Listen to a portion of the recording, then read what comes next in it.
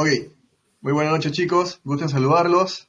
Mi nombre es Julián Rojas, yo aquí soy anfitrión del canal de CryptoBlog Perú. Nosotros encantadísimos de tener este invitado muy especial, Kevin. Kevin es contador colegiado, ¿no? Si no me equivoco. Sí. Bienvenido Kevin aquí a la comunidad de CryptoBlog. Nosotros encantadísimos de tenerte aquí. Y cuéntanos un poquito, Kevin, qué es lo que haces en sí, en tus labores diarios. Ok, Julián. Mira, un poco para presentarme, efectivamente yo soy contador público colegiado, llevo más de 10 años de experiencia profesional. Los primeros años de mi vida, en promedio cuatro primeros años, estuve como auditor, trabajando en varias Big Four, y posterior a eso me he desempeñado como contador en empresas de minería. A partir del 2019 he comenzado ya con un poco de, sin dejar de ser todavía contador en mineras, un poco la asesoría. He comenzado a dar temas de asesoría y temas de inversión. He comenzado también a ser inversor yo.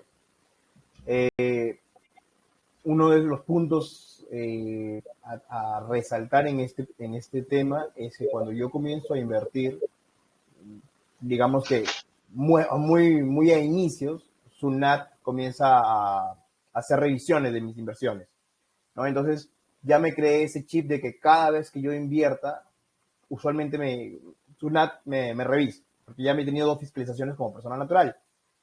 Es en ese punto donde a partir de 2019, 2020, comienzo ya a indagar el tema de las criptomonedas.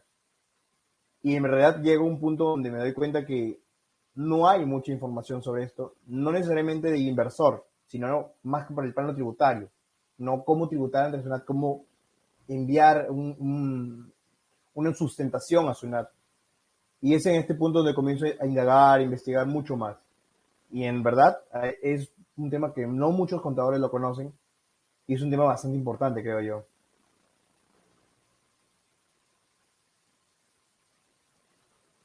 Muy bien, Kevin. Entraste de manera prácticamente a husmear en la criptoinversión, pero al final te quedaste atrapado en ella. Ah, sí, es verdad.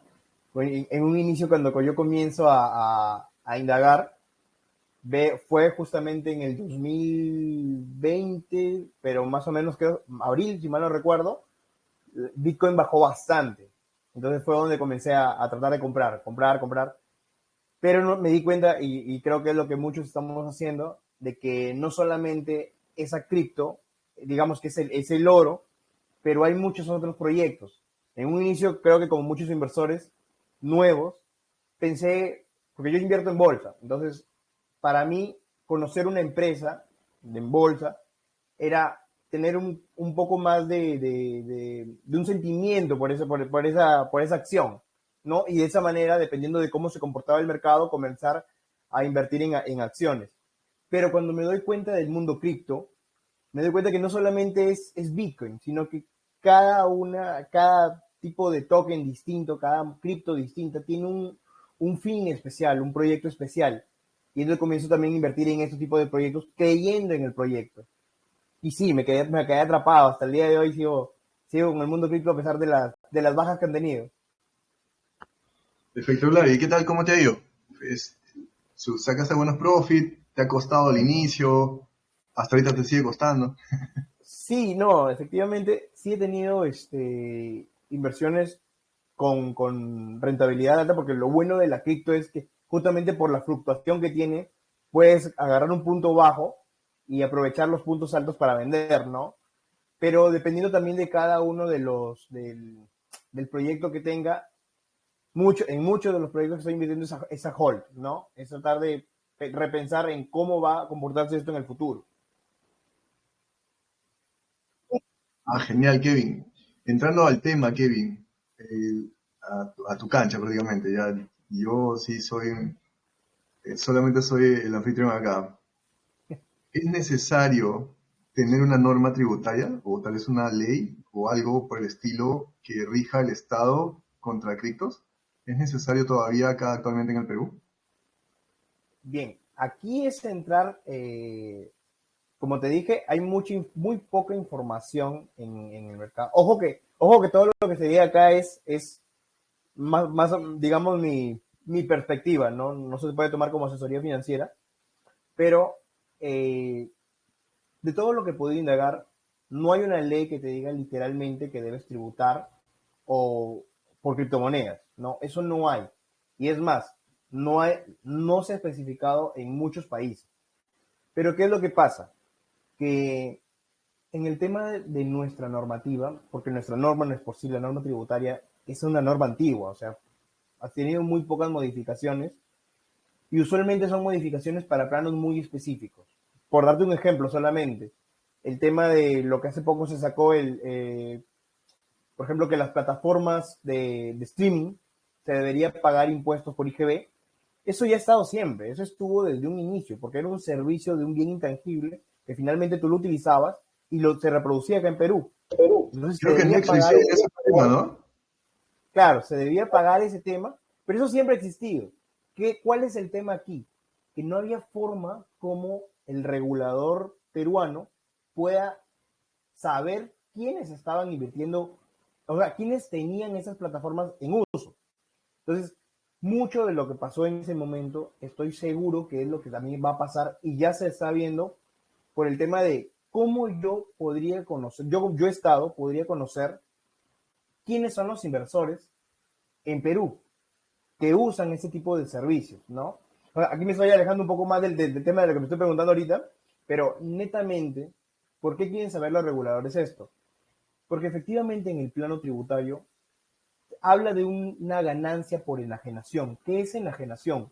Una enajenación es una venta, transferencia o donación en la cual tú puedas, digamos que si tú tienes un bien y ese bien tú lo transfieres la propiedad a otra persona, si tú has ganado por eso, si tú logras lucrar con eso, tú debes tributar.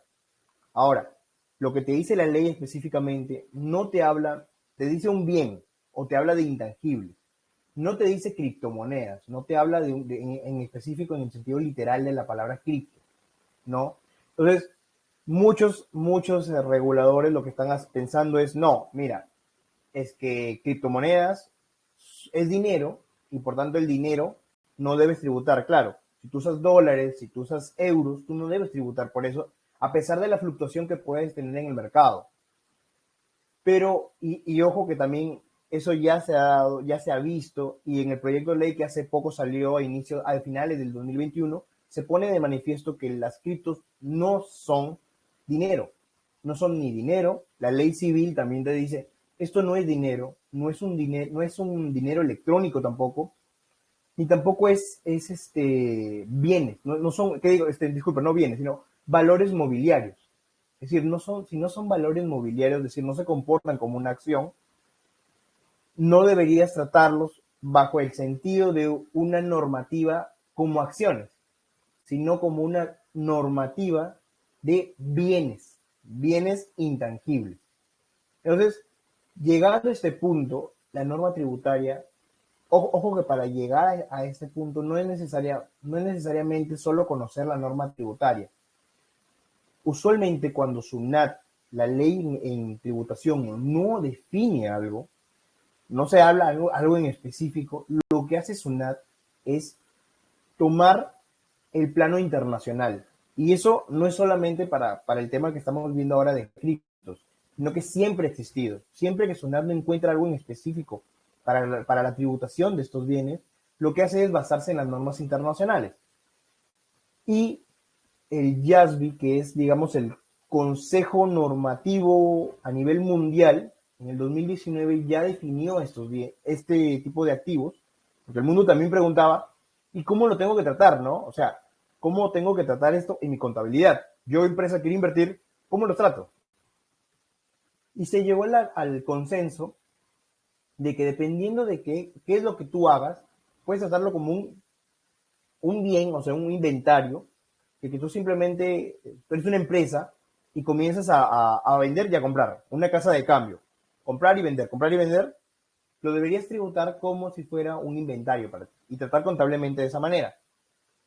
Pero si nosotros somos inversores que no nos dedicamos a esto, que no somos una casa de cambio, que no hacemos un montón de operaciones en el día y tenemos ganancias considerables, no deberíamos tratarlo así. podríamos tratarlo como simplemente una ganancia de capital. ¿Mm? Entonces, eso básicamente es lo que se define a las criptomonedas en el plano tributario según la legislación peruana. Lo puedes tratar, si tú lo compras ¿cómo se llama? En un momento y lo decides vender luego, como una ganancia de capital. Pero recordemos aquí también que la ganancia de capital, y acá viene un poco más el plano tributario, no solamente es cómo tú puedas demostrar, porque suena siempre es así, ¿no? O sea, no es lo que tú puedas decir, sino lo que tú puedas demostrar. Si tú finalmente terminas demostrando que tú compraste en Perú y vendiste en Perú, finalmente esa es una renta de fuente peruana y podrías tratarlo bajo el régimen de fuentes peruanas. Pero nosotros que somos inversores y conocemos Binance o distintos exchanges, sabemos que todo este tipo de bienes se compran y venden, se transan a través de la blockchain. Y la blockchain no te determina en específico a quién le terminaste vendiendo. Lo que hacen los exchanges simplemente es ser un tipo de cambio de fiat con cripto. Pero ellos nunca te transfieren la propiedad del bien. Entonces, tú nunca sabes finalmente a quién terminas comprándolo y vendiéndolo.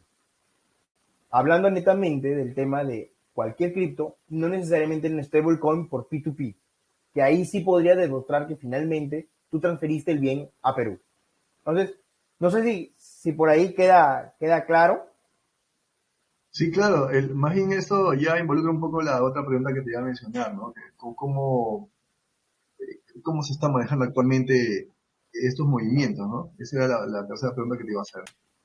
Y también, o sea, actualmente estos movimientos de manera, como ya mencionaste, peer-to-peer y la otra de manera en la vida real, ¿no? ¿Cómo están? Hay mucha gente que se pregunta si debo tributar, si no lo debo hacer, me asusto, no lo hago, mejor sí, y están en esa duda, ¿no? Sí, claro. Mira, por lo que yo estoy definiendo, si hablamos de una ganancia de capital, lo que te dice la norma es, mira, tú vas a tributar por una ganancia de capital siempre y cuando tú no te encuentres digamos, si son de una o dos veces, no te preocupes, no tienes necesidad de tributarlo. Si es una o dos veces. Pero si nosotros estamos haciendo un tipo de trading o estamos haciendo operaciones voluminosas, lo mejor sería tributarlo.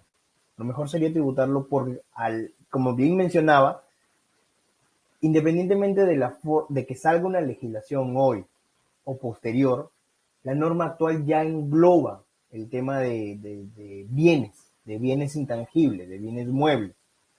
Entonces, si el legislador se pone en el caso de que efectivamente estamos hablando de bienes, sí hay una obligación de tributación. Es más,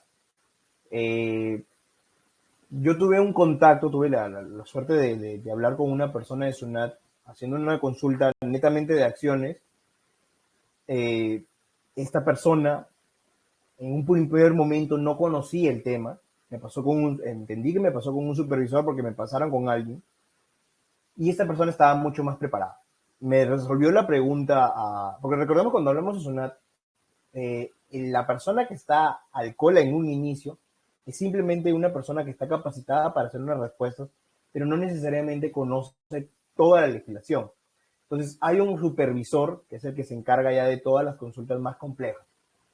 Y esta persona, yo al ver que conocía, también hice la consulta. Oye, ¿y SUNAT cómo está tratando el tema de las criptomonedas? Porque también es un tema de mis preguntas. Él me dijo que efectivamente si tú ya estabas vendiendo, tú ya tenías que tributarlo. Y era algo que yo también ya conocía, ¿no? Entonces, bajo esta perspectiva, si tú ya tienes una enajenación, una transferencia, venta, donación, deberías tributar sobre esto. Entonces, a la pregunta, si debemos tributar, sí, sí deberíamos tributar. Y es uno de las cosas por las cuales yo trato de holdear. No compro en la baja, holdeo, pero hay veces en que también, por ejemplo, noticias que sí, efectivamente, ya sabes que se va a ir al alza cualquier cripto y va a bajar luego de golpe, ya sí vendo, pues, ¿no? Solamente holdeo en proyectos que crea que son a largo plazo. ¿Qué montos, hablando de números, qué montos serían necesarios tributar, ¿no? no sé, tal vez hay un volumen de ganancia, mínimos, máximos. Ujú. Mira, la ley en específico, recordando que estamos hablando de bienes muebles que son extranjeros, no te especifica un importe, ¿no? Por bienes extranjeros no hay un mínimo. Es decir, debería tributarse por todo. Ahora, tema de que salte o no salte, en el momento de hacer una verificación, usualmente lo que SUNAT va a ver es el tema de ITF, ¿no? Usualmente estas operaciones salen por más de 1.200 soles. Soles, hablando de soles. Entonces, el importe es bastante pequeño. Tendrías que hacer un tipo de compras de ventas muy pequeñas para que no salga. Ahora, recordemos también que estamos hablando de un tema totalmente nuevo. La SUNAT de aquí tiene 5 años para revisar todos esos temas. Y en 5 años podría hacer una fiscalización por temas pasados. Es decir, hoy 2022, en el 2027, SUNAT podría tomarse el tiempo de ver a un inversor y fiscalizarle por los años 2022. Es posible, o sea, tiene tiempo de prescripción, se le dice. Prescripción de la obligación de fiscalización de SUNAT, ¿no? Que es hasta 5 años. Entonces, sí podría saltar, pero particularmente yo creo que SUNAT no va a ir por los pequeños inversores, o sea, va a ir a los grandes. Y se está viendo también por el proyecto de ley que hubo hace poco. Un importe mínimo, yo no podría confirmarte un importe, porque en realidad SUNAT no necesariamente lo va. Yo he visto casos en que hasta por 200 soles, 300 soles han fiscalizado. Y no es por el tema sí, oye, pero mi ganancia fue poca, ¿no? Sino es por el tema de la multa. Lo que pasa es que una multa por no tributar es una UIT. Una UIT ya al tema de hoy es 4.600 soles. Entonces, solamente por encontrarte que tú transaste, bueno, en los casos que yo he visto, por no emitir un recibo emitiste un recibo por horario, pero al cierre de año no lo declaraste y tu recibo era 200 soles, te cayó una multa de 4.600 soles. O sea, ahí ya ganó. Entonces, dar un importe no podría porque ellos básicamente se van a basar en el tema de la multa que va a ser mucho mayor a las ganancias que se puedan tener. Pero acá viene otro tema. ¿Cómo SUNAT se puede dar cuenta de quién invirtió o no? Y es aquí donde entra a tratar de regular netamente o a los exchange o, o a las casas de cambio o a cualquier otra empresa que pueda brindar esta información. Y es lo que pasó en España. En España justamente se hizo eso, se reguló a las empresas y una vez que se regularon estas empresas, ya comenzó, ya tenía forma de cómo saber quiénes eran los pequeños inversores, los grandes inversores, y ahí comenzó a fiscalizar a estos inversores. ¿Sí? Es un poco eso. Genial. Entonces, prácticamente no lo podemos hacer por necesidad, sino ¿por qué deberíamos hacerlo en sí? O sea, deberíamos hacerlo porque en realidad, si el regulador se pone en sentido literal de entender que efectivamente, primero, lo único aquí es tener que conocerlos, ¿no? Porque acá va a haber dos temas. El primero es el fiscalizador, el regulador va a tener que conocer el mundo cripto. Si no lo conoce, no va a poder eh, fiscalizarte porque no va a entender bien esto. Uno. Dos, el contador que va a terminar luchando, digamos, esa postura, va a tener que conocer también el mundo cripto para que pueda demostrarle a Sunat qué es lo que se hizo. Tres, estoy seguro que Sunat cuando fiscalice esto va a tener va a pedir, porque ya ha pasado, ¿no? Cada vez que se hace un tipo de negocio nuevo y cae fiscalización, Sunat siempre llega a las personas, a los más grandes, no necesariamente porque ellos ya tienen un conocimiento amplio del tema, sino llegan a que les enseñen esos temas, para conocer mucho más de este tema. Y está en todo su derecho. Entonces,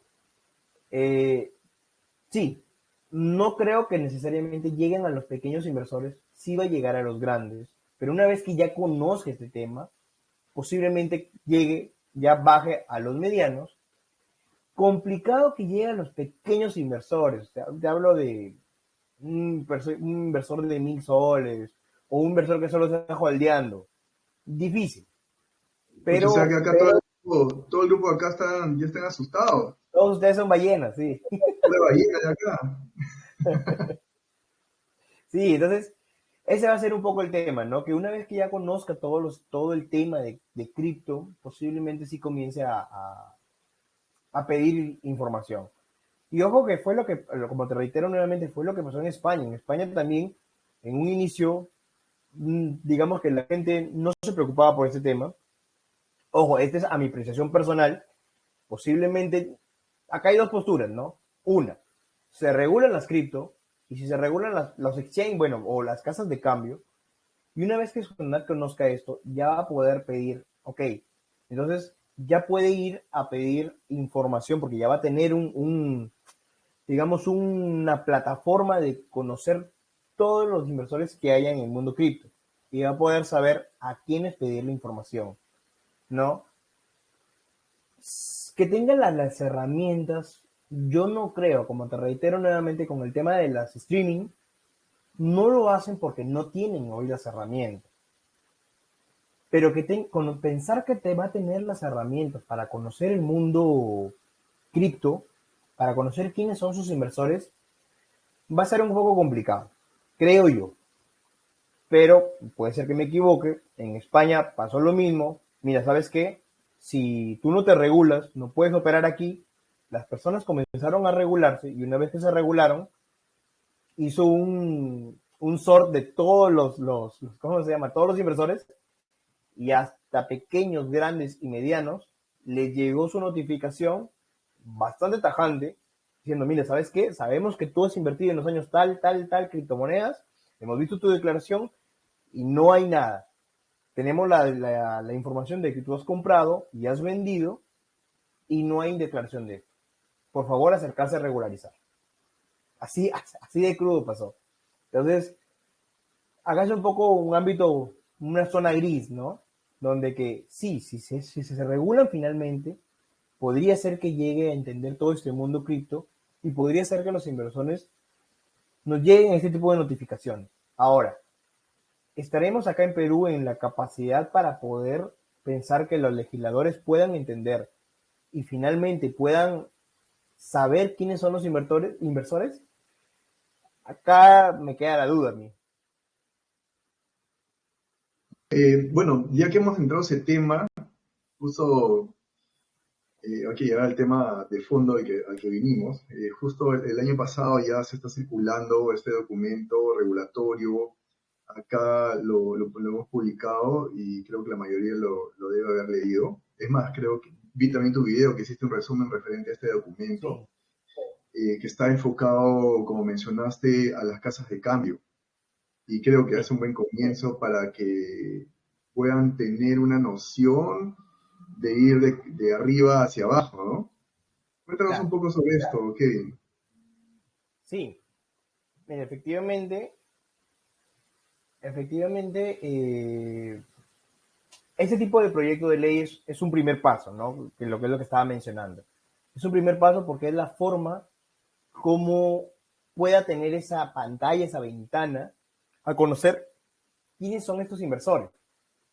Pero para conocer finalmente los inversores, los medianos, pequeños, tienes que conocer quiénes inicialmente les comienzan a vender estos criptos. Entonces, el proyecto de ley trata necesariamente a una regulación a la comercialización de las criptomonedas. Y en específico trata a empresas, porque eso es lo que define el proyecto, trata de regular a las empresas, ya sean financieras, porque recordemos que muchas también financieras se han metido ahorita al mundo cripto y comienzan a transar, o no financieras, como te decía, que puedes comprarlo y tenerlo como un intangible y holdearlo, o puedes comprarlo y comercializarlo. Entonces, lo que trata este proyecto de ley te explica de que, bueno, te exige que necesariamente, si tú quieres vender, o sea tratarte como un tipo de cambio, una casa de cambio, tengas que Principios fundamentales. Registrarte en un RUC, porque es la forma como, una vez que tú te registras en un RUC, tú, dependiendo de qué tipo de empresa seas, vas a estar obligado a presentar libros fiscales.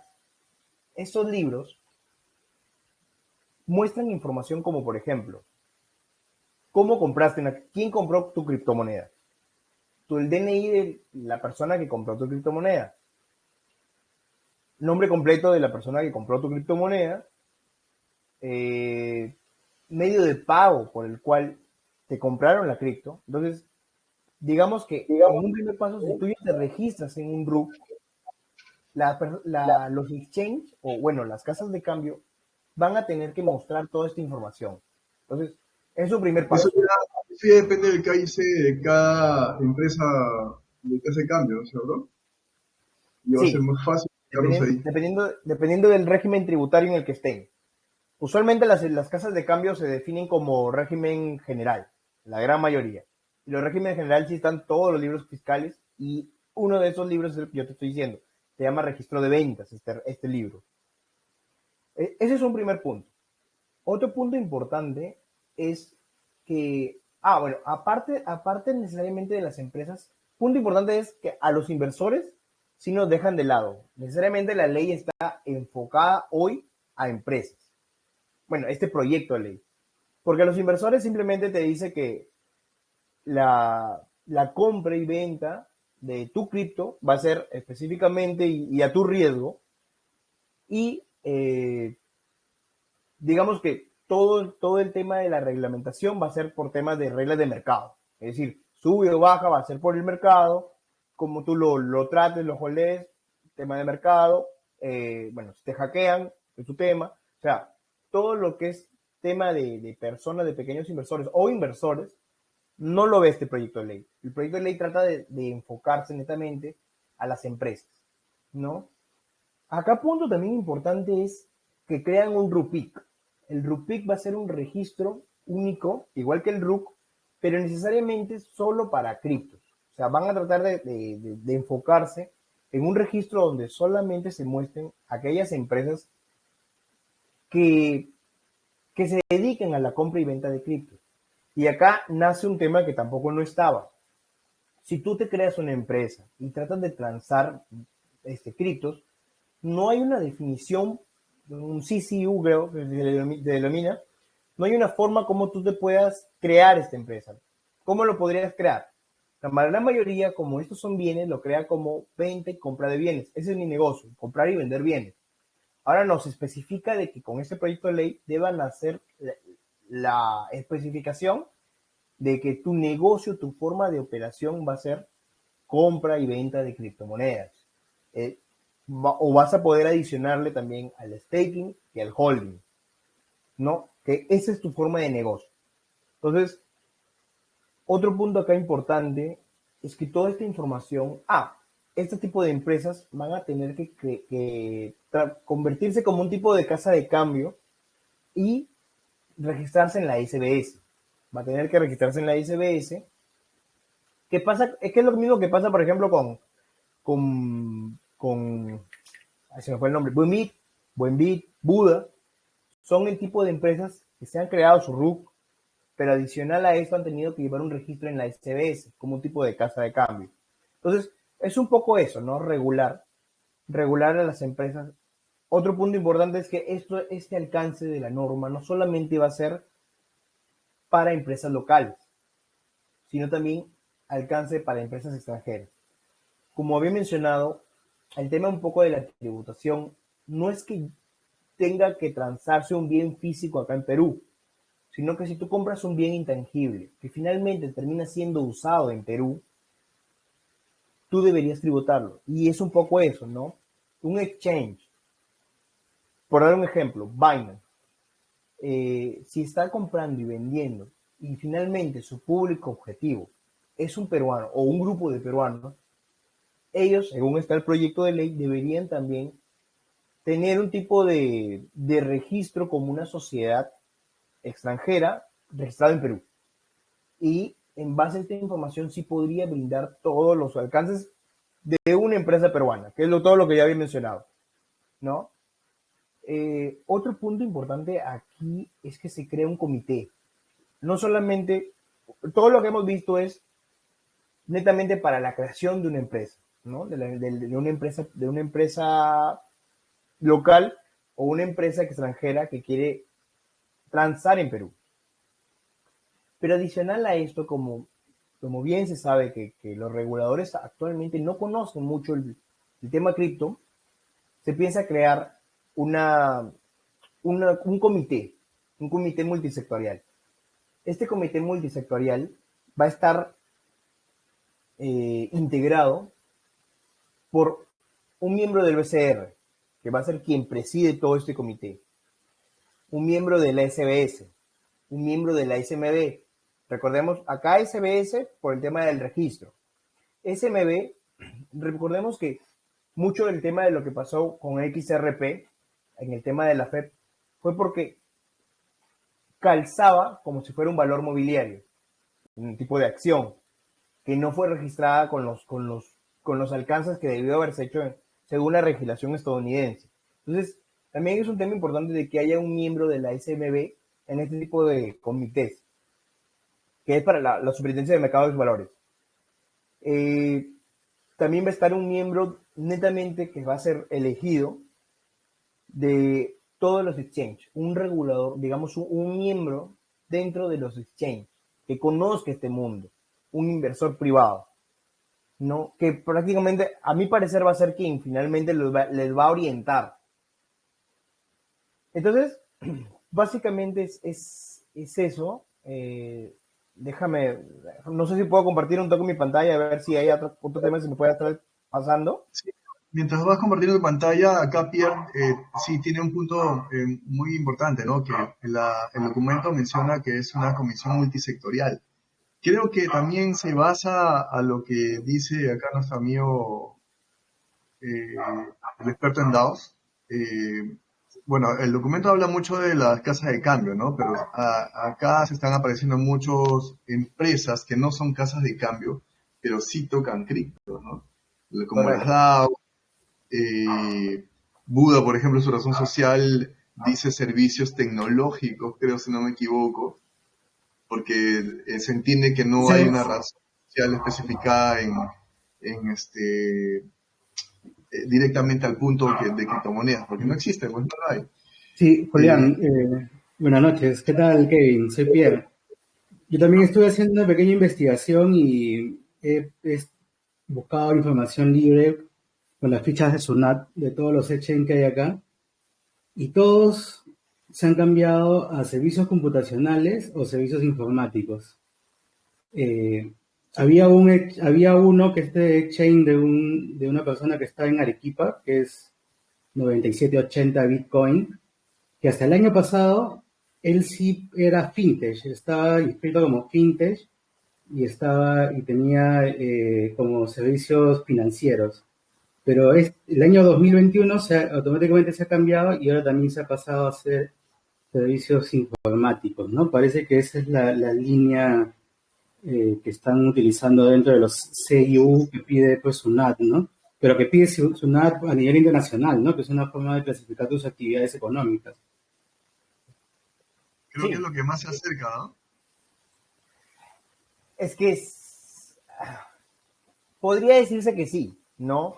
Pero particularmente yo no creo que sea la forma, porque ¿por qué es un servicio informático finalmente, internacional?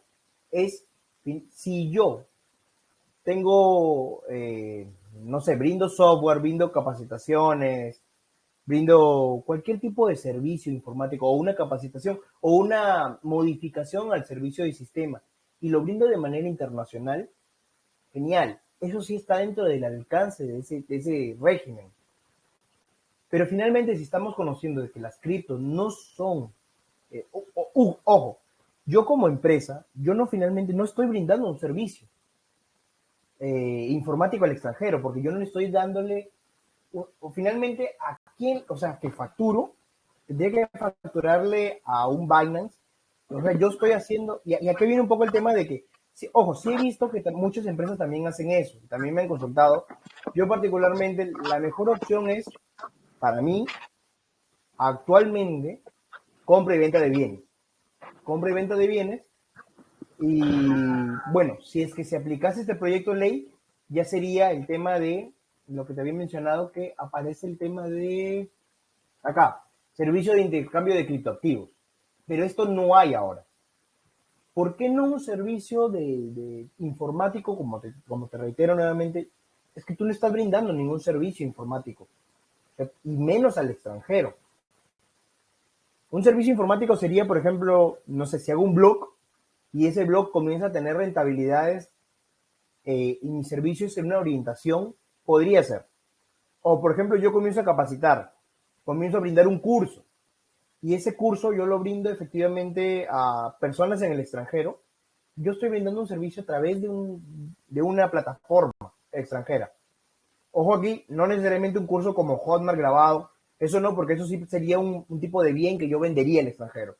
Pero si yo brindo servicios como por ejemplo el que yo estoy brindando ahorita, un servicio de capacitación, de orientación, eso no calzaría dentro de un servicio informático para que se asemeje al extranjero. Nuevamente, en mi opinión, yo no creo que sea la manera correcta, pero sí he visto que lo hacen, pero muchos lo hacen no por el tema necesariamente porque así debería ser, sino porque por ahí habría un tema de poder deducir algunos impuestos que, más por un tema de un beneficio que podría generarse para la empresa que se dedica a eso. Ya no quiero entrar mucho a detalle en eso, pero no sería la manera correcta, a mi parecer. ¿Aló? Ok, espectacular Kevin.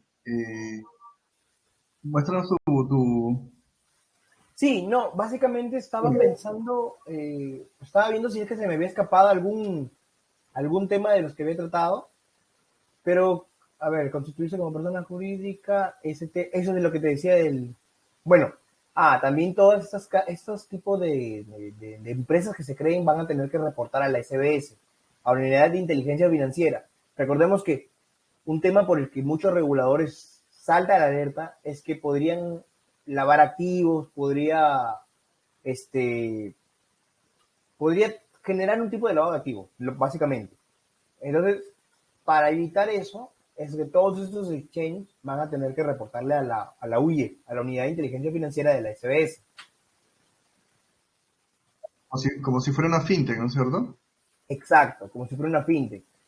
Esto es lo que le decía, básicamente es el registro de ventas, ¿no? Estas son las informaciones que, si es que se constituye como una empresa del régimen especial, MIPE y general, tendrían que dar, acá he hecho un resumen, ¿no? Pero información importante es el tipo de pago, el TNI del cliente, el número de documento del cliente y los apellidos y nombres, donde ya nos pondrían en pantalla toditos, ¿no? Entonces, el tema del RUPIC, el RUPIC no se ha especificado cuál va a ser finalmente lo que deberían brindar, ¿no? Se dice que podría contener algunas exigencias, domicilio peruano, la actividad referida, un programa de seguridad. Ojo que esta norma también trata mucho ese tema, del tema de la seguridad, de que se va a hacer un tipo de investigación para que se tenga toda la seguridad de que el inversor peruano pueda tener un tipo de seguridad informática, ¿no? No se pueda hackear este tipo de plataformas. Y políticas antilavado. Y la comisión multisectorial, ¿no? Que lo que decía es, representantes en realidad, acá se me pasó el representante de la ONGEI, que es el tipo de Secretaría Nacional del Gobierno Electrónico e Informático. Y, puntos importantes acá de las funciones de la comisión multisectorial, va a ser que ellos se supone que una vez que se apruebe este proyecto de ley, se convierte en ley, recordemos que toda ley va a tener luego un reglamento. Los obligados a generar este reglamento van a ser nuevamente la comisión multisectorial, pero no solamente su función va a ser esa, van a ser regulaciones, protección, vigilancia, inspección, control de operaciones cripto, es decir, una revisión de todos los movimientos cripto, un registro nacional de las operaciones realizadas con cripto. Se va a crear un tipo de blockchain, entre comillas, pero particularmente no creo que sea virtual. Supongo que se va a crear a través de una plataforma en la cual quede un registro total de esto, de todos los inversores cripto. Van a realizar auditorías, inspecciones y pericias vinculadas al mundo cripto y nuevamente como recalco, muchos de estos reguladores no conocen todavía netamente el tema cripto. Entonces sí van a poder solicitar informes u opiniones de entidades públicas y privadas que estén especializadas en este mundo cripto. Y bueno, van a tener 90 días para aprobar la ley. Básicamente es eso, porque luego el documento trata nuevamente lo que ya hemos conversado en la mañana, cuál debería ser el tratamiento contable y tributario según las normas internacionales. El documento nuevamente te dice lo mismo. El dinero lo define la Constitución, el dinero electrónico también está por ley, los valores mobiliarios te habla cuáles serían un valor mobiliario y por tanto no podría calzar la criptomoneda como valor inmobiliario. O sea, nuevamente confirma todo lo que ya hemos hablado y te dice nuevamente, mira, no hay forma como bajo la legislación peruana podamos definir las criptomonedas. Basémonos en las normas internacionales de contabilidad. Y te dice intangibles y existentes, que es lo que conversamos en la mañana. Y hace un comparativo, eso sí, de la nueva regulación, de la regulación que ha tenido otros países. Te habla el documento en el momento de la sustentación, y eso está en la parte de los sustentos del proyecto de ley. Te habla de los países, por ejemplo, El Salvador, Brasil, México, España, Cuba, Argentina, Venezuela. Pero acá básicamente trata un pequeño resumen de qué es lo que pasó en estos países, ¿no? Yo lo que he querido hacer aquí en esta diapositiva es, una vez que se entienda todos estos pequeños tramos, nos damos cuenta que efectivamente los países que más se asemejan, y no solamente en el tema de lo que pasó en cripto, sino bajo la regulación tributaria, casi todo se asemeja a lo de España y Argentina, ¿no? Entonces, netamente para cripto, una vez que ya se regularon las plataformas de intercambio, lo que se hizo fue basarse en el plano tributario. ¿Por qué? Porque ya quedan en pantalla todos los inversores cripto. Entonces, posiblemente es lo que yo creo que va a pasar, ¿no? Entonces, básicamente es eso, no se me habían pasado muchas cosas. No se me habían pasado muchas cosas. Eso es lo que creo yo que va a pasar de aquí a futuro. Espectacular, Kevin. Más bien quería pasar a los chicos. No sé si tienen algunas preguntas. Que te pregunten menos lo que dejaron ahí abajo, que enseñamos a enseñar cómo lavar. No, eso no. ¿Ah? ¿Tiene alguna pregunta? Sí, yo sí quiero hacer una pregunta. Kevin, bueno, más que todo, de repente para ilustrarle a los más muchachos, ¿qué beneficios tienen de repente ellos por declarar, ¿no? Porque yo estuve viendo el otro día unos videos sobre inversiones y declaraciones y me pareció interesante cuando decían de que también puedes ser sujeto de crédito cuando tú entregas tu declaración de repente a una entidad bancaria, eres sujeto de crédito porque entregas tu declaración jurada anual, no de ingresos sino de inversiones y que también te consideran pues sujeto de crédito a eso, ¿no? A ver, de repente nos puedes contar un poco acerca y motivar a que los muchachos también declaren. Sí, efectivamente, cuando tú haces una declaración, o sea, las personas que, por ejemplo, trabajamos bajo un régimen de quinta, es decir, quinta categoría, lo que quiero decir es, trabajas para una empresa, ¿no? Aquí netamente quiero primero hablar de cuarta y quinta categoría. Recordemos aquí que el régimen tributario son 5. Ya está la primera categoría, que son alquileres. Tú alquilas tu bien, obtienes unos ingresos, se declara para primera categoría. Segunda categoría, ganancia de capital, que es venta no sé, vendo mi casa, ya es una ganancia de capital. Tercera categoría, empresas, cualquier tipo de servicio que hagas como empresa o venta de bienes. cuarta categoría, netamente yo soy digamos, un profesional, emito recibo por honorarios por un servicio que brindo. Y quinta categoría, cuando ojo, cuarta categoría lo hago de manera independiente, o sea, yo lo hago y yo soy mi dueño, mi jefe. Quinta categoría, hago ese mismo servicio, pero para una empresa. Yo trabajo dentro de una empresa y hay un regulador, ¿no? Entonces, de estos 5 regímenes, el de quinta categoría, todas las personas que trabajan dentro de una empresa se le declara quinta categoría. Y ya tu contador de esa empresa se encarga de hacer toda tu declaración. Es por ello que cuando tú vas como un trabajador de una empresa, ya eres ávido de crédito. ¿Por qué? Porque se transparenta toda esta información, no solamente a la SUNAT, sino también a los bancos. Ellos ven que efectivamente cuánto tienes de ingresos. Digamos que es una transparencia de todo, ¿no? ¿Qué pasa con el trabajador de cuarta categoría? Si tú vas, y como tú eres el que remite recibo, si no emites un recibo y vas a un banco, los bancos van a ver, oye, esta persona no tiene tarjeta de crédito, no tiene ingresos, porque ellos no transparentan esa información. Y mira, ¿sabes qué? No te podemos dar un crédito. Y usualmente cuando pasa esto, lo que te dicen es, ¿no trabajas para un banco? No trabajas, que digo, para una empresa. No, trabajo para mí, o sea, yo soy cuarta, ya. Tráeme todos tus recibos por honorarios.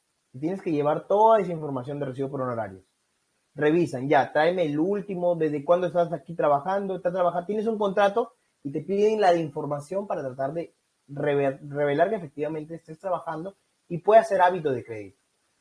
Entonces, ¿qué pasa con el inversor cripto que no tiene ni cuarta ni quinta? No tiene forma cómo sustentar sus ingresos. Posiblemente esté viviendo de esto, trading, por ejemplo, está viviendo de esto, pero cuando tú vas a un banco, nadie te va a dar crédito porque pueden ver que ellos en tu declaración tienes cero. No tienes recibo por honorarios, no trabajas para una empresa. Entonces, difícil que tú puedas demostrar, mira, yo tengo ingresos de criptos o criptomonedas, va a ser complicado.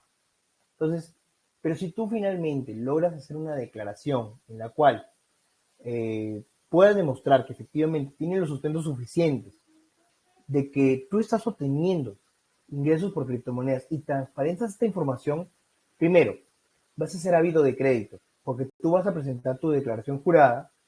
Cuando los bancos o cualquier entidad para un préstamo o para una garantía, etcétera, te pidan esta información, te van a pedir declaración jurada. O sea, aparte de todos los recibos, si no tienes recibos, solamente si no tienes recibos, declaración jurada. En la declaración van a ver cuánto mueves finalmente. Y es lo que hacen, por ejemplo, las MIPES. A las MIPES, cuando tú llegas a pedir un crédito, cuando me refiero a MIPES, me refiero a empresas pequeñas, una bodega, por ejemplo, que no declara, personas que no hacen este tipo de declaración, los bancos no te suelen dar créditos. Te tienen que pedir un montón de información para que puedan revisar y finalmente hacen un estudio, hacen una visita guiada para ver si es que efectivamente lo que tú les estás diciendo es lo que es y puedes hacer ávido de crédito. Con la declaración no, con la declaración, mire, esta persona tiene tantos ingresos, ojo, ya hay un regulador que es la SUNAT que está viendo esto, y hay otro regulador que son los bancos que están viéndolo, hasta ahí ya está haciendo mucho más pública tu información. Y finalmente, como tú ya demuestras esa transparencia, te vas a evitar el tema de que en futuro, si es que todas las regulaciones de las que hemos estado hablando hoy día te llegasen a concretar, tengas un tema de que como no hiciste declaraciones, vas a caer en multas y esas multas arrastran un montón de intereses. Eso siempre pasa. Entonces, es un poco para demostrar que efectivamente, particularmente, esa es la razón de que antes de ingresar a este mundo, preferí leer cómo declararlo. Porque a mí ya me han caído 2 fiscalizaciones y en las 2 te piden un montón de información. Bien, Kevin. A ver, una pregunta, por favor. Aló, disculpe, ¿se me escucha? Sí, claro, Antonio. ¿Qué tal, señores? Muy buenas noches. Estuvo muy interesante la exposición y quiero ser muy breve con mi pregunta. Miren, hay un juego que se llama Axie Infinity. No sé si lo habrán escuchado. Es un juego de tecnología NFT. Entonces, yo tengo un grupo que queremos invertir como $300,000 o $400,000 porque queremos tener como empleados que se le llame sistema de becados. Entonces, ahí nosotros tendríamos un ingreso mensual de dinero, pero lo que yo he calculado es que nos caería cantidad de dólares, y para vender eso pasaría por varios Binance, obviamente, pero ahí también saltaría, ¿no? Mi pregunta es, ¿me conviene entonces mejor crear una empresa en México, una fintech, y que los ingresos vayan hacia allá y de ahí, de esa empresa, digamos, porque en México ya está aprobado el tema de las criptomonedas, entonces, me convendría mejor pagar mis impuestos allá en México y que de allá venga el dinero hacia acá, hacia un banco peruano? Ya, lo que pasa aquí, Anthony, es que lo que va a, digamos que si Tsunami en algún momento cayese, lo que va a decir es, ok, entonces las personas que crearon esta empresa, todas las personas que juegan, todos tus inversores, ¿dónde están situados? Si, si tu Sí. respuesta es, Uh-huh. mira, el 90, 70 o 99% está en México, genial. Pero si el 99% está en Perú, es una renta que se obtiene por peruanos y a pesar de que la creación haya sido en una fintech, en una empresa en México, Sunat sí te podría caer y solicitarte que tú debiste haber tributado en Perú. Y es un poco lo que pasa, por ejemplo, en acciones. ¿Ah? Muchas personas lo que tratan cuando tienen ganancias fuertes tratan de hacer ese tipo de simulación, pero finalmente, ya, ok. Entonces, ¿qué es lo que hace Sunat? Revisa, a ver, ¿quiénes son tus jugadores? Ya. Fulanito, menganito, ya, ok. Pásame un registro de estas personas, cuántas salidas del país han tenido. Ok, no han salido. Si tienes más de 183 días fuera de Perú, eres extranjero. Si no has tenido 183 días, por lo menos acá, eres peruano. En el año, en el ejercicio fiscal. Entonces, eso es un poco lo que haría. Es lo que creo yo que va a hacer Sonar si es que te cayese a ti. Entonces, el tema de hacer una fintech fuera del país no te va a escindir el tema de que tú deberías tributar en Perú. Porque finalmente tus trabajadores, tu empresa, a pesar de que tú hagas un tipo de creación de fintech en el extranjero, tú terminaste laborando en Perú. Ay, está bien, comprendo. Muy interesante su pregunta. Se están formando prácticamente asociaciones ya para Infinity, ¿no? ¿Alguna Sí, otra? sí. ¿Quieres hacer una pregunta? Kevin, a propósito de lo que dice Antonio, ¿no hay un convenio para inversiones entre Perú, Colombia y Chile para que tengan el mismo valor de tributación para estos cuatro países? Es algo así como el plan Machi, no sé, tiene un nombre así medio, medio gracioso, no. Sí, ya, lo que pasa es que efectivamente hay aquí dos temas, ¿no? Ese convenio del que me hablas te especifica, mira, quiero ver si puedo compartir mi pantalla para ver también ese tema del convenio. Déjame ver, creo que está por acá.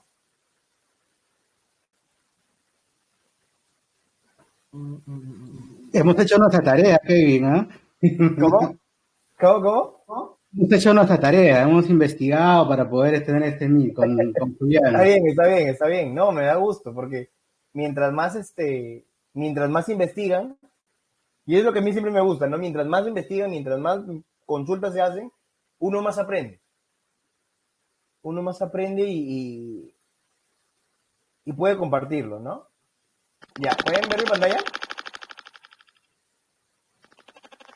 Mira. ¿Pueden ver mi Sí, se pantalla? ve. No. Ya, perfecto. Miren, ¿qué es lo que pasa? Cuando tú trabajas con valores, como las acciones ya están reguladas, sí la ley te da un tipo de beneficio, ¿no? Ahora, el plan que tú me hablas es de las acciones del país en el convenio MILA. El MILA no es el MICA. Y en el MILA, efectivamente, ¿qué países están con convenio con Perú? Chile, Colombia y México. Se escucha un eco. ¿Escúchame? Dice que está pasando un helicóptero por tu casa. Ya, entonces, netamente acá es, solo, no quiero entrar mucho al tema porque estos son acciones. Uy, se fue. Es la señal de Kevin. Ahorita seguro se conecta nuevamente. La SUNAT lo ha bloqueado, la SUNAT lo ha bloqueado. La SUNAT lo ha fiscalizado. La SUNAT lo ha intervenido. La SUNAT lo Creo que está chuponiendo. acá hay un hater de la sonada que me la ha vetado a mi brother. Chicos, estaba muy interesante porque yo me rompía la cabeza de cómo traer dinero acá porque yo tenía la idea de pagar bueno, consulté a algunos contadores y me indicaron que solamente tenía que pagar el 5%, declarar el 5% y ya el dinero se podía ingresar al país, pues, pero ahorita escuchándole a Kevin es todo lo contrario. ¿Me pueden ver? Sí, ¿Aló? Kevin, te perdimos un rato porque parece que un hater de la SUNAT te hace... Sí. Ya. ¿Pero pueden ver mi pantalla también? No. Claro, claro. Ya. Básicamente, como les había dicho, no quiero entrar mucho acá al detalle, pero si tú, por ejemplo, compras acciones de valores peruanos, ya, o ADR se le dice, con valores peruanos, tú sí debes pagar lo que te dicen muchos contadores, es paga el 5% y ya está, que es lo que había mencionado hace poco también, que mencionaron, ¿no? ¿Y por qué llegas al 5%? La ley te hace de que cuando tú tengas valores peruanos, tú deduces el 20% y a eso le multiplicas el 6.25. Multiplicas 20% por 6.25, 5%. Pero si tú tienes valores extranjeros, que es decir, por ejemplo, compras en la bolsa de valores, compras Apple, compras cualquier otra acción que esté en el extranjero, tú deberías pagar siempre y cuando cumpla con este artículo 51, es decir, que la acción esté registrada en la SMB, que la acción se vende en la bolsa de valores y que sin necesidad de que cumpla estos dos primeros apartados tenga convenio con MILA, es decir, que sea una acción que se transe en la bolsa de Chile, Colombia y México, puedes pagar 6.25. Y eso es lo que justo escuché que estaban mencionando. Entonces, es lo que muchos contadores también he escuchado, que no, paga el 5% y ya está, paga el 6.25% y ya está. Si tú pagas el 5%, quiere decir que son fuente peruana. Y nosotros sabemos que no son fuente peruana, porque finalmente tú no lo estás comprando en Perú y vendiendo en Perú. Entonces, las criptos no son fuente peruana. Y por último, si tú lo quisieses tratar como fuente extranjera, para tributar con 6.25 o el 5% que muchos mencionan, tiene que cumplir con estos requisitos. Y sabemos que las criptos no están reguladas, no están registradas en la SMB, no se transan en bolsa de valores, ni tampoco están en las bolsas de Chile, Colombia o México. Entonces, no está mal cuando usualmente dicen, no, estás al 5% o estás al 6.25. Esto es para valores mobiliarios, eso es el MILA. Ahora, si tú puedes demostrar, eso como te digo acá, es netamente acciones. Pero ¿qué pasa? Solo para dar un ejemplo, ¿qué pasa si yo compro criptos a un peruano en Perú y vendo criptos en Perú? Stable. Solo stable que yo compré, colgué y vendí. Y yo logro demostrar que efectivamente yo compré en Perú, fuente peruana, y vendí en Perú, fuente peruana. Sí podría demostrarse que hubo una segunda categoría y por tanto yo debería tributar al 5%, pero solamente en ese caso, y es un caso muy específico.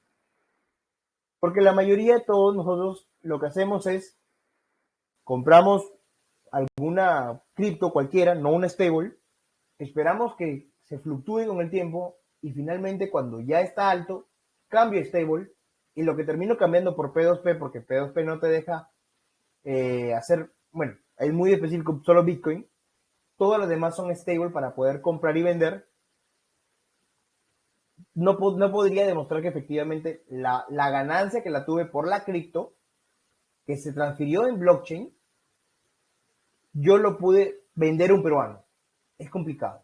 Lo que sí puedo demostrar es que una vez que yo cambié a stable y la stable la vendí a través de una cuenta peruana a una persona en Perú, eso sí podría ser solo el P2P, la última parte. Porque todo lo que hice en blockchain, todo lo que hice a través de trading, fue extranjera. Espectacular, ¿no? Estamos satisfechos con todo lo que nos has dicho. Más bien, si tienen más preguntas, sería genial. Aprovechen que Kevin está acá con nosotros. No se nos escape. Kevin, hola. Bueno, ahora que lo mencionas eso, por ejemplo, si yo cambio, digamos, $10,000 por el método P2P, esos $10,000 que me van a depositar, ¿lo tengo que declarar? Acá viene un tema, ¿no? Y eso también es otro punto bastante importante que es bueno mencionarlo. Cuando uno tributa por la ganancia. Porque hay personas también que me dicen, ay, entonces transfiero los $10,000 y saco el cálculo del 8 al 30% de los 10,000. No. Lo que tú tienes que hacer es tributar. Supongamos, compraste por P2P $10,000. ¿Ya? Compraste. Hiciste tu hold, tu transferencia, etcétera, y los convertiste en $12,000. Cuando lo retiras, no debes tributar por los 12,000. Tú debes tributar por la ganancia. Debes tributar por los 2,000. Ahora, si tú me dices que netamente los 10,000 que me hablas son ganancias, sí deberías tributar sobre eso. Claro. O sea, si yo no saco el dinero del exchange o de la billetera que yo tengo, no necesariamente tengo que tributar, bueno, solamente por la parte que está saliendo. Pero bueno, digamos yo en mi cuenta, en mi billetera tengo, no sé, $100,000, pero yo solamente quiero sacar $10,000 y solamente tengo que declarar los $10,000 que hice cambio por P2P. ¿A eso te refieres? Lo que pasa es que, como había mencionado, tú tributas por la ganancia. Es decir, Claro. si tú compraste y vendiste, ya debes tributar, independientemente de que traigas el dinero a Perú o no. Es lo que te dice la legislación, ¿ya? Es lo que debería hacerse. Ahora, de que si tú dejas tu dinero todavía en el exchange y lo dejas un montón de tiempo, digamos que no va a estar bajo la lupa de SUNAT ni de ningún banco, porque no pueden verlo. Cuando tú traigas ese dinero, sí lo van a ver. Ahora, si tú comienzas, y acá viene dos temas, ¿no? Que es lo que también yo tuve una persona también que me convirtió un tema de hace 10 años, que hizo una inversión y no lo tributó todo ese tiempo, lo estuvo holdeando, lo estuvo transfiriendo, eso sí lo hizo compra y venta. ¿Qué es lo que pasa? Que cuando tú ya lo decides traer ese dinero, si SUNAT en algún momento te fiscaliza, te llegaría a revisar, ok, pero ¿cómo lo tuvo ese ingreso? No, es que yo hice compras y ventas hace 10 años y lo tuve en el exchange. ¿Ya? Pero, entonces, ¿solo holdeaste? No, sí hice compras y ventas. ¿Y por qué no lo declaraste? Y ahí viene un poco el tema. Si SUNAT se pone a averiguar efectivamente cómo se hizo todas esas transacciones, podría darse cuenta de que tú, X años, no declaraste. Y podría multarte por esas declaraciones que no hiciste. Ojo, netamente, esa es mi perspectiva, nuevamente, como menciono. Yo creo que sí debería tributarse. Y creo que también ellos van a hacerlo por la enajenación, por decirle, por la compra y la venta. Una vez que yo compro y vendo, gané, debo tributar. Y esa transferencia se hizo, por ejemplo, 2021. Hice varias compras y ventas, tuve ganancias y también pérdidas. Ojo que también acá eso es importante, ¿no? Puede ser que en algún momento yo compre y venda en pérdida. Una estrategia también de inversión es que si tú vendes en pérdida, cuando tú tributes vas a tributar por el neto, tus ganancias del año contra tus pérdidas del año. Y eso va a ser el neto. En eso vas a tributar. Entonces, no sé si puedo responder a tu pregunta. Sí, gracias. Sí, gracias, Kevin. Listo. Muy bueno, sino que acá hay otra pregunta. Sí, ¿cómo recomiendas sacar 100K? Nuevamente, casi la misma respuesta, ¿no? Si son ganancia netamente pura, tributas. O sea, tienes que tributar sobre eso. Si no son ganancia y solamente has ingresado ese dinero y has sacado ese dinero, solo tributa por la ganancia que hayas tenido. Pero eso es algo, varios inversores en NFT, de Axie, por ejemplo, me han comentado eso también, ¿no? O sea, no, yo convertí $1,000 y ahorita voy a retirar, no sé, $3,000. ¿Voy a tributar por los 3,000? No. Y acá viene todo un tema. Y eso sí, ya no quiero meterme mucho porque es mucho más complejo, ¿no? El caso del NFT. Porque finalmente tú tienes allá los NFT, mientras no los vendas sigue siendo bienes. Y a través del claim que tú tienes, son ganancia pura. Eso es cuando tú ya los pierdas la propiedad de esos SLP, tendrías que ya tributar. Entonces, es un poco así, ¿no? Es un poquito más a detalle, pero como les digo, netamente tú vas a tributar por la ganancia que tengas, no por el dinero que retires, sino por la ganancia que tengas. Y una vez que ya esté tributado ese dinero, eso sí lo puedes retirar, ya está declarado. Si tú ese dinero lo dejas ahí un tiempo, pero ya son en stable, por ejemplo, y no has ganado nada, ya lo puedes retirar, ¿no? Porque lo declaraste hace tiempo. Eso es normal. Kevin, vamos al caso de Hiroshi que quiere comprarse el Lambo, que cuesta $250,000, pero no lo paga en efectivo, lo paga con sus Glimmer, y la otra persona le recibe los Glimmer. Pero ya Hiroshi tiene su bien tangible, la otra persona sigue teniendo criptos. Prácticamente esta persona que tiene la cripto, cuando vaya a cambiar, ahí es el momento de declarar a esa persona, ¿no es cierto? Pero ¿qué pasaría con Hiroshi? Ya tiene el Lambo. Si le hacen un seguimiento, probablemente lo denuncien por lavado de activos, porque tiene un bien y no se va a saber de dónde salió. Buena pregunta. Mira, lo que pasa es que, como te había dicho, tú tributas por la enajenación, ¿ya? Que era la venta, transferencia, donación, ¿ya? Aquí estás transfiriendo. Pero adicional a eso, la norma te habla de una permuta. Permuta quiere decir, yo te doy un bien por otro bien. ¿Ya? Ese es el caso que tú me estás poniendo. Yo tengo Bitcoin, por ejemplo, y no termino vendiendo mis Bitcoin, no lo paso. No. Lo que hago es transferir y comprar otro bien, ¿no? Pero yo ya me deshice de este Bitcoin. Entonces ya lo vendí, yo debía haber declarado ya eso. Supongamos solamente para darte un ejemplo, compré hace 10 años 3 Bitcoin, ¿ya? Bueno, un Lambo está mucho más caro, pero solo para dar el ejemplo. 3 Bitcoin y finalmente, cuando pasaron 10 años, llegó quise comprar un bien, que es lo que mucho, por ejemplo, Tesla está pensando comprar, aceptar algunas criptos. ¿Qué es lo que podría pasar? Yo ya me estoy deshaciendo de mis criptos. En ese momento yo ya tengo que declararlos. Y como tú vas a declarar, ahora sí vas a poder demostrar que efectivamente tú tienes tu bien con la declaración que ya hiciste. Y ya no tendrías problemas. ¿Por qué declaras? ¿El valor de las cripto que te deshiciste? Sí, de Ya, las que te ya hiciste. supuestamente estás sustentando el bien que estás recibiendo, pues, ¿no? Exacto. Tú, si, por ejemplo, no sé, el bien que tú quisiste, tenías 10 Bitcoin y los compraste hace mucho tiempo. Y lo que te has hecho solamente son 3 Bitcoin, te quedan 7. Solo declaras esas 3, porque lo demás lo mantienes holdeando. Eso no se declara. Mientras tú no te deshagas de la propiedad del bien, tú no debes tributarlo. Genial. Hiroshi, ya tienes tu respuesta. Para que declares el Lambo. En el caso de, en el caso de las empresas que reciben cripto por cambio de cosas, por ejemplo, había un mini market al frente de la Universidad Ricardo Palma, que todavía existe, pero ya no están aceptando criptos. ¿Ellos cómo tienen que hacer en su caja? Ya, acá son dos temas, ¿no? El que declara es el que vende.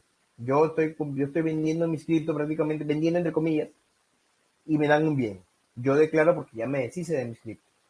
Quien recibe, lo que va a hacer en su contabilidad es, yo tuve un bien, ya, supongamos, no sé, por ejemplo, darle un ejemplo, no sé, me compré un escritorio, ya, por N criptos. Entonces di un escritorio, lo que hice en mi inventario es deshacerme de ese activo, de ese inventario, y nace un intangible. Aquí dependiendo, ¿no?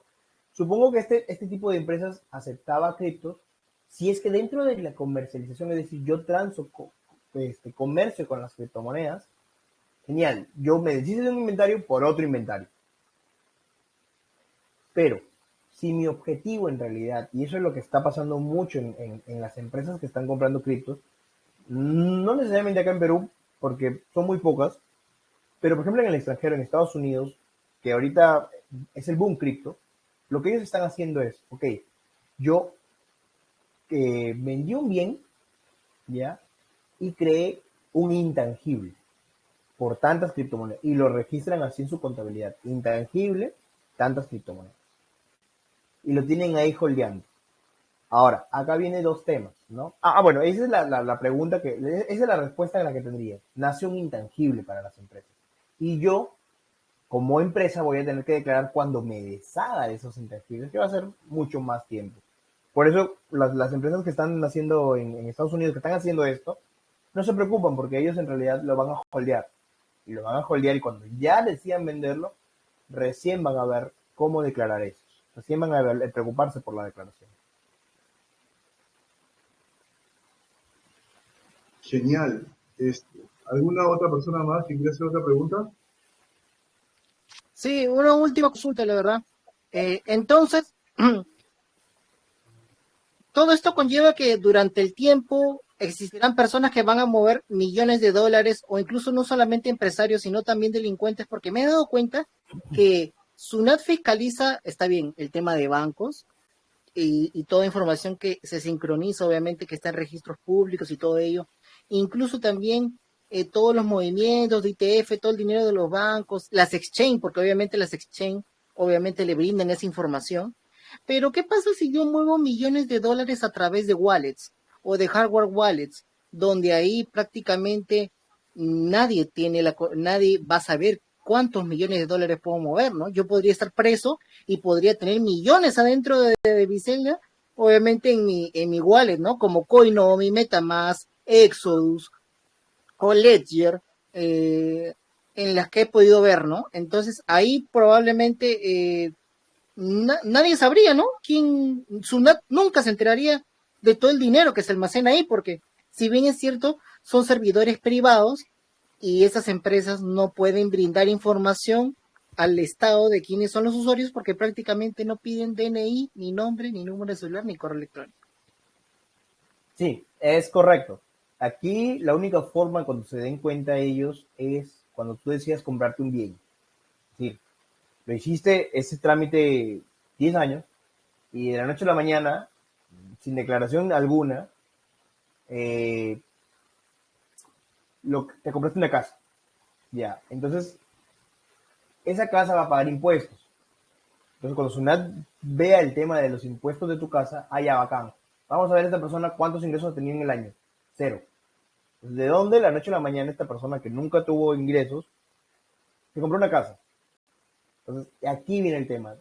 Ya no te cae fiscalización una, por el tema de los impuestos, pero SUNAT ya salta las alertas por lavado de activos, ¿no? Porque acá ya se habla de un desbalance patrimonial. Como esta persona no tenía ingresos, no ha declarado, no trabajaba en ninguna empresa, no se ganó la tinca. ¿Cómo esa persona pudo comprar eso? Aquí es donde ellos se dan cuenta. Entonces, por eso muchos delincuentes, como mencionas tú, que hacen este tipo de trámites, tienen que comprar las cosas de a poco. O sea, son millonarios, pero compran de a poquitos, porque si no va a saltar eso. Si haces una compra grande, va a saltar.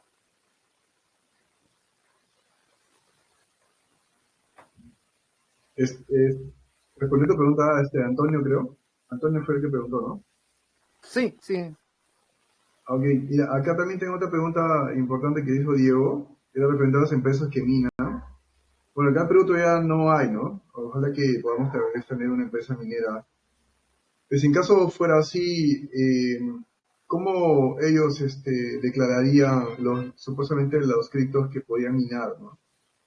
Creo que Claro. también aplicaría también sus saberes, ¿no? La luz, su local, seguridad, y todo lo que todo lo que competa con lo que se gasta una empresa tal, ¿no es cierto? Y sustentaría con las ganancias supuestamente que generó minando, entre comillas, ¿no? ¿Cómo se podía manejar ese tema? Tal vez todo el monto sería calculado, no todo el monto de Bitcoin vendido. Bueno, sí, efectivamente, ya respondiste tú la consulta. Es eso, ¿no? Cuando tú creas una empresa de minería, la diferencia con el tema de un pequeño inversor o un inversor es que todos los gastos que tú puedas tener, tú los puedes deducir. Luz, agua, tienes que crear una empresa. Entonces, tus ingresos van a ser, tú creas con la minería tú creas la cripto, ¿ya? Pero simplemente tienes un bien, todavía no lo transfieres, ¿ya? Si tu objeto es ese, genial, ya creaste y no tienes ingresos hasta que no la transfieras. Ahora, entiendo que cuando tú haces minería, también dependiendo de qué cripto sea, te pagan no solamente con el minado que tú haces, sino que también por mantenerlas te hacen un pago. Ese pago sí tendrías que declararlo como un ingreso y todos los gastos que tú tengas para mantenerlo, deducirlo. Pero las cripto que te pagan por el desarrollo, digamos, por el minado de las que tú creaste mientras no las transfieras, no hay problema, no tienes que tributar eso. Solo por los ingresos que tengas y le deduces todos los gastos que hayas tenido. Como una empresa. Qué bien, ¿qué tal? Bueno, yo hice la pregunta, gracias por la respuesta. Por ejemplo, en el caso que tú mencionas, cuando, claro, yo tengo que declarar cuando vendo la criptomoneda, ¿no? Cuando tengo esos ¿Sí? ingresos en el fiat, en soles, dólares, ¿no? En el caso, una empresa que, o sea, obviamente o sea, participa en un pool de minería, ¿no? Con sus rigs, puede tener una X cantidad Claro. de tarjetas. ¿Me escuchas? ¿Se escucha? ¿Me escuchan? Sí, claro, no, Ah, ya. sí, Sí. claro. Ya, entonces, en el caso, o sea, ¿cómo hace la empresa para declarar cuando hace este cambio en el exchange ¿Hay alguna otra pregunta? de la moneda?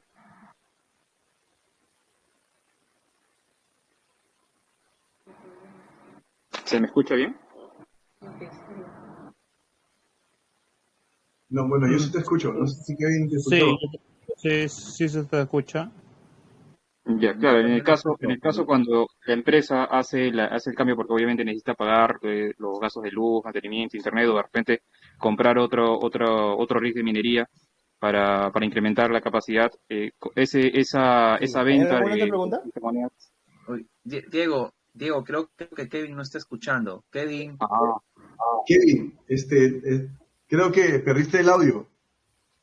con mi audio creo. Kevin, Sí, Me no, escuchas? yo los veo y los escucho bien. no.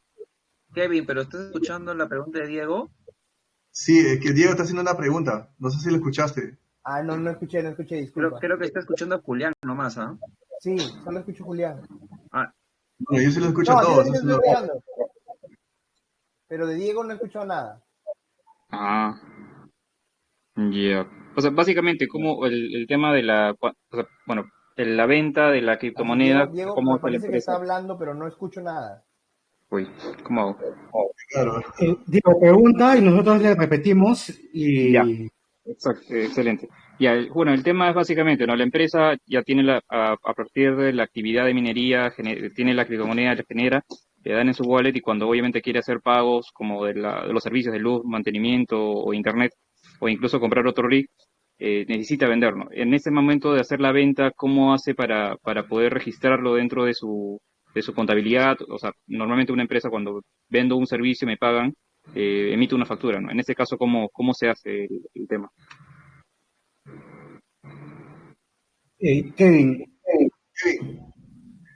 la pregunta que hace Diego es de que si ya tiene una empresa constituida y la empresa ya está minando, ya tiene criptos, y para poder pagar los servicios y también poder tener más equipos de minería y comprar las cosas, ¿cómo es que tiene que registrar lo que venda el exchange si es que no te dan factura?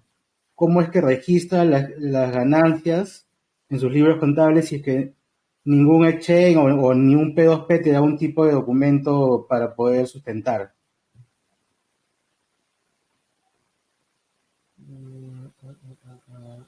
Él ya se ha constituido, ¿no? Como una empresa, pero ya le están pagando, eso es lo que no entiendo. O sea, se ha constituido como una empresa como minería, entiendo que como minería, ¿no? Y cuando el exchange no te paga, entiendo, o es el exchange que te paga, no sé, bueno, alguna... No, Bueno, que le entiendo. ¿Cómo cómo declara su ingreso, entre comillas, con los ingresos que tiene, ¿no? O sea, supuestamente lo que tiene que hacer es vender sus bitcoins, los criptos que ha minado. ¿Cómo podía ir a su libro contable eso? Cuando hagan las ventas, entiendo que lo va a hacer al exchange, sí, no vas a poder facturarlo, o sea, no vas a poder facturar entre comillas, ¿no? Porque si le vendes, ¿a quién le vendes? Le vendes al exchange. Si le vendes al exchange, no vas a poder, porque la factura la emites tú, o sea, la venta la haces tú. No va a haber un tipo de número de RUC, pero sí vas a poder, por ejemplo, poner el nombre, entiendo que sí se puede poner, por ejemplo, el nombre de la constitución de Binance, por ejemplo, si lo terminas vendiendo. La idea es tratar de facturarlo, ¿sí? No es que la factura te la va a emitir el exchange, sino tú le terminas haciendo la factura al exchange. Porque tú eres el que vendes, tú eres minería, tú eres el que estás haciendo la venta. Justo ahí, para empalmar la pregunta de Diego, yo el otro día tuve un tema parecido, ¿no? Yo vendí unas criptos a alguien en P2P y me di cuenta que esta persona, y te hice la consulta también, ¿no? Esta persona que le vendí mis pobremente 100 USDT, era una empresa y me depositaron como una empresa, o sea, entonces ahí yo me quedé medio preocupado, ¿no? Pero justo enlazando con esto, yo le podía decir, porque el tipo me depositó desde una cuenta corporativa, ¿no? Entonces yo le podía escribir y decirle, ¿sabes qué? Factúrame, ¿no? Claro.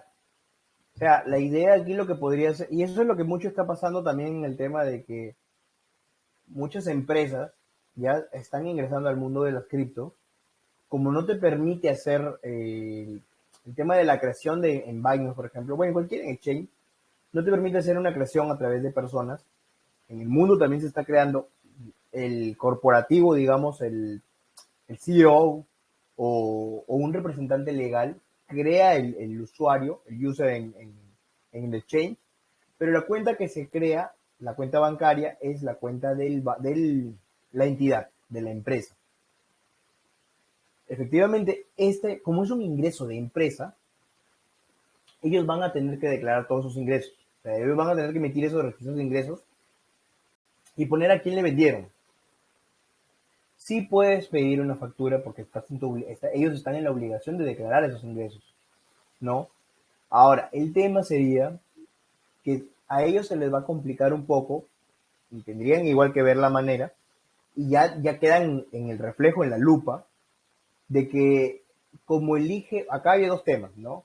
Para renta, criptos sí está, digamos, no explícito, pero se toma en consideración y todos los contadores, abogados que están revisando esos temas es más que todo por el tema del impuesto a la renta.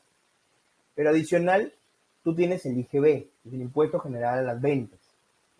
Tú emites una factura, cuando tú emites la factura te va a salir el IGB también. Toda esa factura va a tomarse en consideración para la renta.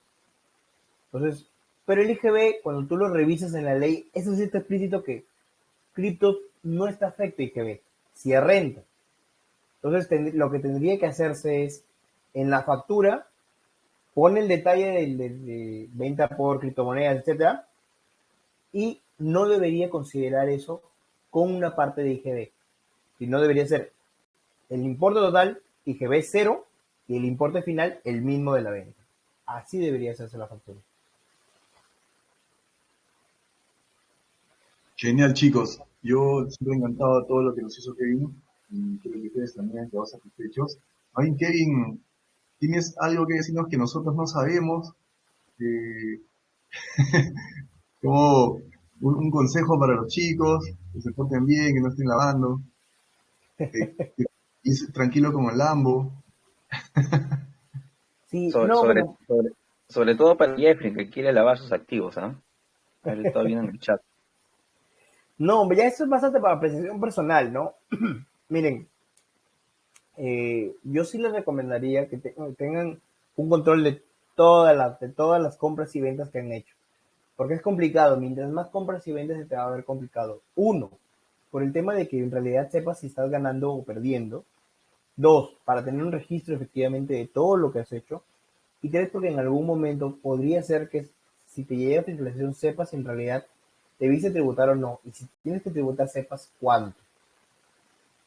Yo sí les recomiendo, fuera de ese control, si terminan tributando o no, yo particularmente sí les recomendaría que lo hagan, porque a modo personal a mí me han caído fiscalizaciones. Y esto fue porque yo a mis 25 años me compré una casa. Y entonces fue donde saltaron las alertas y mira, no había pasaron 2 años y Sunat me fiscalizó. Y ahí comenzó a pedir un montón de información. Entonces, si tú no tienes los sustentos en los cuales puedas demostrar que efectivamente no tuviste nada de lavado ni nada, genial, te van a dejar en paz. Si no puedes, no solamente va a llegar el tema de que debas tributarlo o no, sino que puede ser que se agravie más con un tema de lavado, con un tema de que esta persona nunca declaró, de dónde vienen, podrían hacerte hasta juicio en el peor de los casos, etcétera, etcétera, etcétera. No los quiero asustar con esto, pero sí es bueno que lo tengan en consideración, ¿no? Traten de tener su control, vean si es que en realidad vale la pena tributar o no, y si es así, yo particularmente sí les recomiendo que lo hagan, porque si en algún momento se regula todo esto, vamos a estar en la vitrina, vamos a estar en la vitrina porque cualquier regulador va a poder tener información de esto. O sea que la SUNAT es como el refrán que decía pues de que la SUNAT perdona el pecado pero no el escándalo, algo así, ¿no? O Dios perdona el pecado pero no el escándalo, ¿no? O sea, no hay que ser escandalosos, en otras palabras. Y también Claro. es un tema de voluntad, ¿no? Porque tú declaras lo que tú crees correcto y bueno, y ellos ya fiscalizan si es que dices la verdad o no. Claro. Aquí es un tema también justamente de que, mira, si tú tributas, una difícil que llegue, o sea, a menos que sea muy, muy, muy escandaloso, difícil que llegue a revisar, ¿no? Entonces, si tú tributas, no vas a saltar esos alertas, porque van a ver, oye, esta persona se compró esto. Ah, ya, a ver, veamos sus declaraciones. Sí hay declaraciones. Ah, entonces, ¿y por cuánto ha declarado? Por tanto. Ok, sí, más o menos está dentro de los márgenes. Entonces, ¿para qué van a perder tiempo? A menos que sean unos grandes, grandes inversores, para revisarte a detalle si es que efectivamente concuerda, el cálculo estuvo correcto, porque así te revisan si el cálculo estuvo correcto, si la fecha estuvo correcta, si la declaración estuvo correcta. Si no te encuentran nada, te revisan el formalismo, si está formalmente correcto, si la declaración cumplió con todos los requisitos, etcétera, etcétera, etcétera. O sea, pero ya ese es un tema de que si saltan las alertas muy, muy, muy llamativo. Pero si tú haces una, ya lo declaras, ven que compraste algo y ven que tu declaración más o menos está por ahí, no van a llegar a fiscalizar, porque ya les tributaste. El tema es cuando no lo haces, porque el solo hecho de que no lo hagas y ya tengas alguna compra, ya es multa. Y así hayas tenido poquitos ingresos, con la multa que te clavan, ya es bastante para ellos. Ya son 4,000, ahí nomás. Hay una pregunta bien interesante. Hay una pregunta bien interesante de Heide que es muy buena. Dice que cuando te liquidan por 125, o sea, los que pierden, no se puede declarar pérdidas, ¿no? Eso es lógico, ¿no? Correcto. Cuando tú, como le he dicho, cuando tú vas a declarar, tú declaras por el neto. Todos los ingresos y todas las pérdidas que has tenido en el ejercicio fiscal, en el año. Pero si las pérdidas son mayores a tus ganancias, no te permite SUNAT que tú puedas ni siquiera deducir.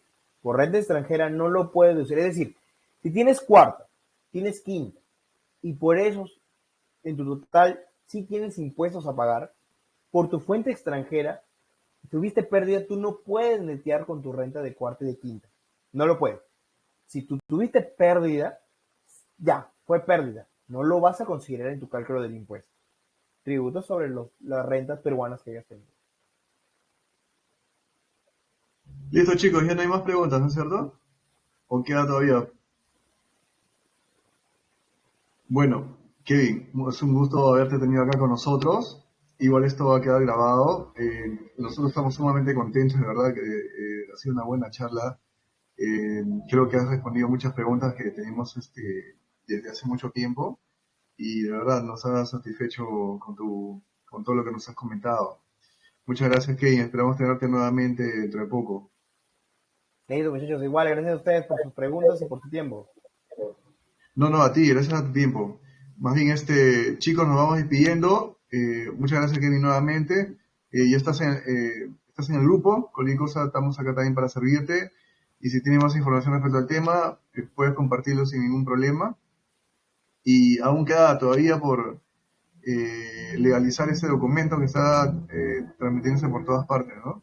Y ya tendrás un momento para volverlo a tocar. Entonces, bueno, chicos, hasta acá con el bot chat de nuestro grupo y no dejen de comprar Firos. Inticoin se viene. Nos vemos. Hasta la próxima. Gracias, Kevin. Un abrazo a todos. Gracias, Kevin. Gracias, Kevin. Por redes sociales y por interno para que te contacten. Tiene que haber No, segunda parte. Ya para consulta, para que hagan tus cachuelos. Así pon tus contactos, Kevin, en el chat, para que puedan hablar contigo, tal vez. Aquí la gente de 30 acá para arriba, ¿no? Tal vez empiece a salir. De hecho. Vas a tener un montón de contactos, de clientes este año, creo. Los de H, especialmente. Bueno, chicos, nos vemos. Hasta la próxima. Muy buenas noches. Un abrazo a todos. Leo, ya, chao.